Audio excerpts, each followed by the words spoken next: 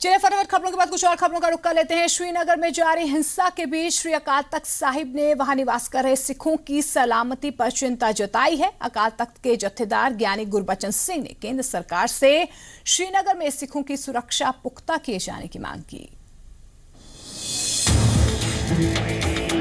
श्रीनगर में तनाव का माहौल बरकरार है। स्थिति सामान्य बनाने की तमाम कोशिशों के बीच अलगाववादी अपनी हरकतों से बाज नहीं आ रहे। इस बीच अकाल तख्त ने भी श्रीनगर में सिखों की सुरक्षा को लेकर चिंता जाहिर की है। ज्ञानी गुरबचन सिंह का कहना है कि सिख संगतें गुरुद्वारा साहिब में इकट्ठा हो रही हैं और किसी भी तरह की अप्रिय घटना ना हो, इसके लिए सेना का पहरा होना जरूरी है। इसलिए पीएम मोदी से श्रीनगर में सिखों की सुरक्षा सुनिश्चित करने की मांग की है।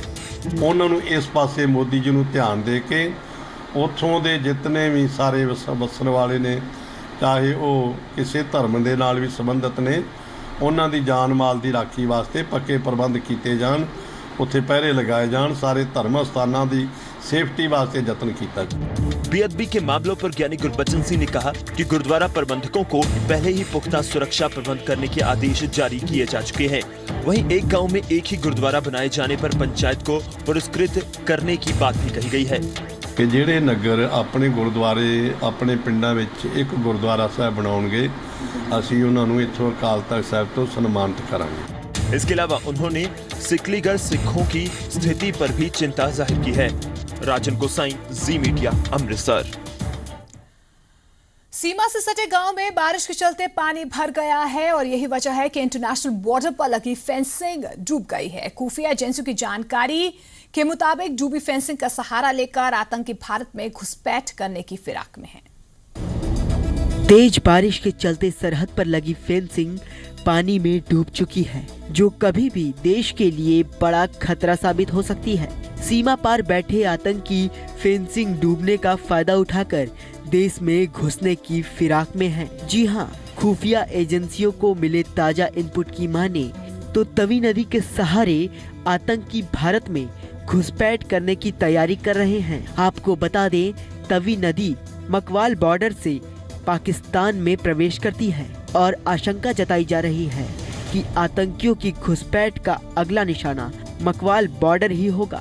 इस क्षेत्र में पिछली साल भी कई बार संदिग्धों की हलचल देखने को मिली थी और यही वजह है कि अब की बार यहाँ बड़े पैमाने में सर्च ऑपरेशन चलाया जा रहा है। सूत्र ये भी बताते हैं कि घुसपैठ करने वाले आतंकी पानी में तैरने में पूरी तरह से प्रशिक्षित हैं।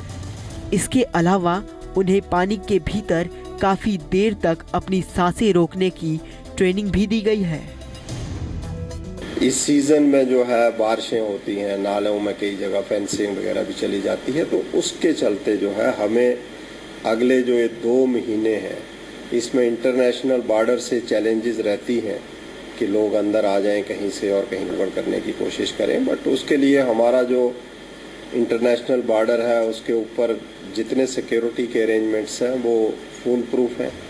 हालांकि जम्मू कठुआ रेंज के डीआईजी अशकूर वानी सुरक्षा के पुख्ता बंदोबस्त का दावा कर रहे हैं। किसी भी आतंकी गतिविधि को रोकने के लिए खुफिया एजेंसियां भी चौकन्नी हो गई हैं। इसके अलावा महत्वपूर्ण इमारतें और प्रसिद्ध जगहों की सुरक्षा भी बढ़ा दी गई है। और मुझे पूरी उम्मीद है कि अगर पार से कोई भी वेंचर आउट करता है इंटरनेशनल बॉर्डर की तरफ, तो पहले तो वो बॉर्डर पे ही न्यूट्रलाइज हो जाएगा और बॉर्डर से अगर अंदर आता है तो सेकंड टियर ऑफ सिक्योरिटी जो है उसको क्रॉस नहीं कर पाएगा। हम पूरे कॉन्फिडेंट हैं कि दे विल बी न्यूट्रलाइज्ड। 15 अगस्त करीब है, लिहाजा आतंकी देश में किसी बड़ी वारदात की फिराक में है।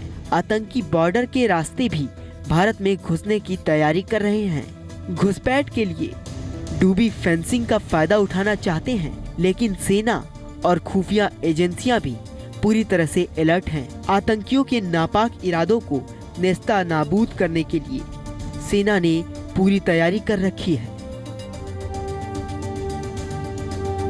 रविंद्र श्रीवास्तव, जी मीडिया, जम्मू। 11 अगस्त को पहली बार जींद की चौधरी रणबीर सिंह यूनिवर्सिटी में आर्मी मेले का आयोजन होने जा रहा है। इस मेले के जरिए हरियाणा के युवाओं को सेना के प्रति मोटिवेट किया जाएगा। सेना के अधिकारी स्कूली और कॉलेज के स्टूडेंट्स को आर्मी के बारे में जानकारी देंगे। ये तस्वीरें देश के शौर्य का प्रतीक हैं। ये तस्वीरें देश का गौरव हैं। ये तस्वीरें देश की आन बान शान है। जींद की चौधरी रणवीर सिंह यूनिवर्सिटी में 11 अगस्त को पहली बार आर्मी मेला का आगाज होने जा रहा है। इस मेले में सेना के युद्धपोत, टैंकर और राइफल समेत कई हथियारों की प्रदर्शनी होगी और इस मेले के जरिए प्रदेश के युवाओं को आर्मी का महत्व बताया जाएगा। देश के जवानों की बहादुरी की कहानी सुनाई जाएगी। दरअसल इस आर्मी मेले का मकसद ही युवाओं को आर्मी के प्रति आकर्षित करना है। एक मेले का आयोजन भी साथ साथ किया है ताकि यहाँ के यूथ को पता लगे कि आर्मी क्या है।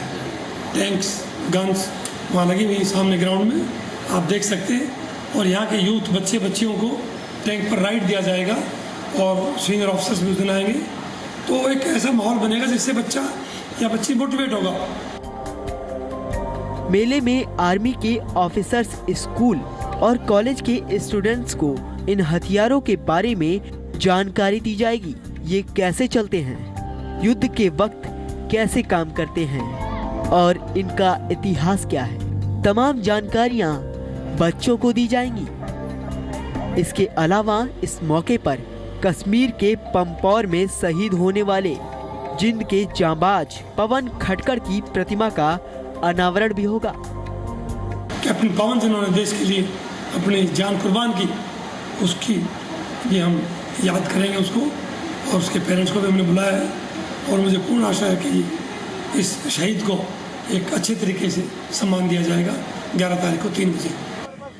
3 दिन तक चलने वाले इस आर्मी मेले में सेना के बड़े बड़े अफसर शामिल होंगे। इस मेले को देखने जींद के सभी स्कूलों के बच्चे आएंगे और हजारों युवाओं को सेना के अधिकारी भारतीय सेना का महत्व बताएंगे और उन्हें देश सेवा के प्रति मोटिवेट करेंगे। राजकुमार गोयल, जी मीडिया, जींद।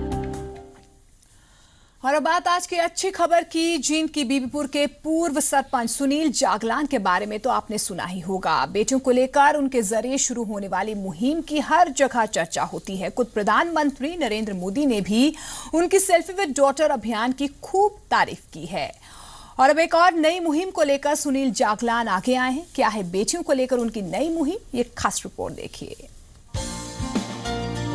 जिंदगी जीने की आजादी, पढ़ने लिखने की आजादी, कैरियर चुनने की आजादी, अभिव्यक्त की आजादी। जी हाँ, यह हक है देश की बेटियों का, जिसे कोई नहीं छीन सकता। हमें जिंदगी जीने की आज़ादी चाहिए, हमें पढ़ने लिखने की आज़ादी चाहिए, हमें कैरियर चुनने की आज़ादी चाहिए, हमें बोलने की आज़ादी चाहिए। देश आजादी का 70वां स्वतंत्रता दिवस मनाने जा रहा है, लेकिन अफसोस आज भी हमारी बेटियों को ये बोलना पड़ता है, लोगों को समझाना पड़ता है, उन्हें बताना पड़ता है कि हमारे संविधान में जो अधिकार लड़के को मिले हैं वही लड़कियों के लिए भी हैं। जिंदगी जीने की आज़ादी, पढ़ने लिखने की आज़ादी, कैरियर चुनने की आज़ादी, अभिव्यक्ति की आज़ादी। जिस दिन हम इन 4 बिंदुओं को पूरा कर लेंगे उस दिन असल में हमारी जो बेटी की आज़ादी है वो पूर्ण रूप से मानी जाएगी। जी हाँ, उसी दिन आज़ादी के सही मायने होंगे। देश के 70वें स्वतंत्रता दिवस के मौके पर जींद के गांव बीबीपुर के पूर्व सरपंच सुनील जागलान ने इस अभियान की शुरुआत की है, जिसको नाम दिया गया है बेटी की आज़ादी। हमने 15 अगस्त का जो त्यौहार है, हमारा राष्ट्रीय पर्व है, उसको मनाने का एक अनोखा ढंग सोचा है कि इस त्यौहार को अब की बार बेटी की आज़ादी नाम से मनाया जाए, ताकि प्रत्येक बेटी को जीने का अधिकार हो, उसको पढ़ने लिखने का अधिकार हो, कैरियर चुनने की आज़ादी हो और अपनी अभिव्यक्ति की आज़ादी हो। अगर हम सभी घरों में प्रत्येक बेटी को, महिलाओं को ये चारों अधिकार मिल जाए, तभी पूर्ण रूप से आज़ादी का जो अर्थ है वो सार्थक हो पाएगा। इस अभियान के तहत घर घर जाकर इन 4 बिंदुओं को दर्शाते स्टिकर लगाए जाएंगे, ताकि आते जाते लोगों की नजर इन स्टिकरों पर लिखे संदेश पर पड़ सके। इस अभियान की पहली कड़ी में 100 घरों के दरवाजों पर ये स्टिकर लगाए गए हैं और 5000 घरों में स्टिकर लगाने का लक्ष्य रखा गया है। विशेष तौर पर स्लोगन के स्टिकर तैयार करवाए हैं जिन्हें हम बेटियों के दादा दादी या माता पिताओं या खुद जागरूक लड़कियों के हाथों से घर के उन महत्वपूर्ण हिस्सों पर लगवा रहे हैं जहां सबसे ज़्यादा आते जाते वक्त घर वालों की नज़र पड़ती है। आखिर क्यों हमें ये कहना पड़ रहा है कि आज बेटियों को जिंदगी जीने का अधिकार चाहिए? आखिर क्यों बोलना पड़ रहा है कि उन्हें पढ़ने लिखने की आज़ादी चाहिए? दरअसल इसलिए कहना पड़ रहा है क्योंकि कामयाबी की बुलंदियों को छूती बेटियों से कभी हक छीन लिया जाता है तो कभी बेटे की चाह में उन्हें कोख में ही मार दिया जाता है। लेकिन बेटियों की आज़ादी ही सही मायने में आज़ादी है। राजकुमार गोयल, जी मीडिया, जींद। हिमाचल के चंबा के तीसा सेंकड़ पंचायत में बादल फटने से पुल बह गया है। इलाके के 6 दर्जन से ज्यादा गांव का बाकी इलाकों से संपर्क कट गया है। प्रशासन ने लोगों को अस्थायी पुल के जरिए समाधान का भरोसा दिया है।